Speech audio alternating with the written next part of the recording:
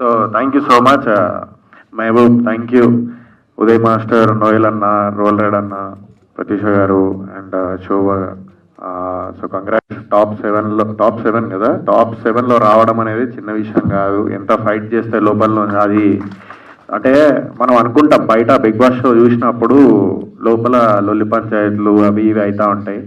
చిన్న లాజిక్, మనం బ్యాచిలర్గా ఉన్నప్పుడు ఇక్కడ బ్యాచిలర్గా ఎంతమంది లైఫ్ లీడ్ చేసారు? బ్యాచిలర్గా ఇంతకుముందు ఒక రూమ్లో ఉండి ఫ్రెండ్స్ అది ఒక గిన్నె దోమకపోతేనే అరే ఆడు చూసినా, అరే గిన్నె దోమలేడు ఈరోజు ఆడు దోమాలరా అని చెప్పేసి ప్లేట్లు పట్టుకొని కొట్లాడుకుంటారు ఫ్రెండ్సే ఒక 1 month నందుకు.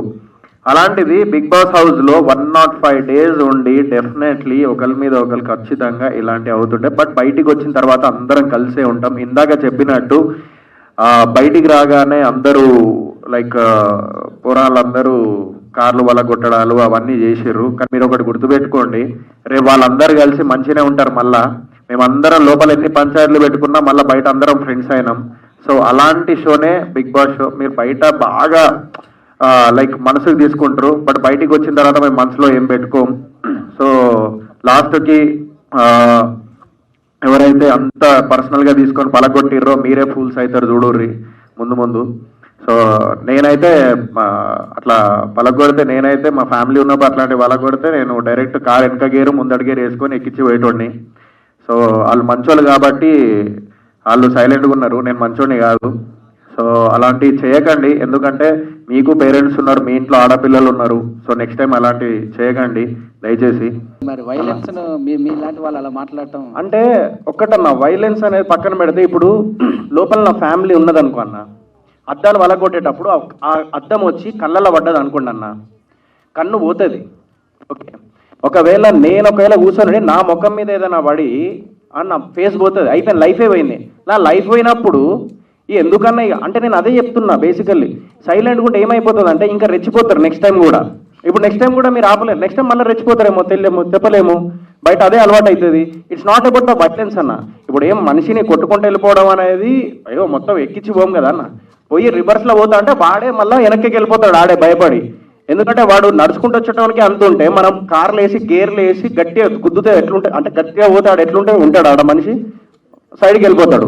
నేను అదే చెప్పిన 100% అన్న. లేకపోతే సొసైటీలో ఎట్లుంటుంది అంటే మనము ఒకటే లైఫ్ అన్న బతికేది, క్వశ్చన్కి ఆన్సర్ ఇవ్వడమే మన లైఫ్. లేదంటే ఆ క్వశ్చన్ అది వస్తూనే ఉంటుంది, అట్లాంటివి అయితేనే ఉంటాయి. ఇప్పుడు మీరు క్వశ్చన్ వేసారు, నేను ఆన్సర్ ఇచ్చిన, యాక్షన్కి రియాక్షన్ ఉంది, డెఫినెట్లీ యాక్షన్కి రియాక్షన్ ఉండాలన్న. నా దృష్టిలో అయితే అది ఇట్స్ నాట్ అబౌట్ వైలెన్స్.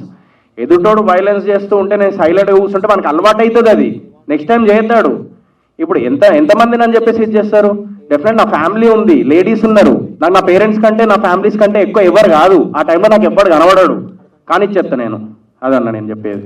అంటే వాళ్ళకి మీకు తేడా ఉండదు కదా? తేడా ఏముందన్న, తేడా మంచికి మంచి, చెడుకు చెడు, ఏం చేయలేమన్న. ఇక సొసైటీ అట్లనే ఉన్నది, యాక్సెప్ట్ చేద్దాం కదా సార్.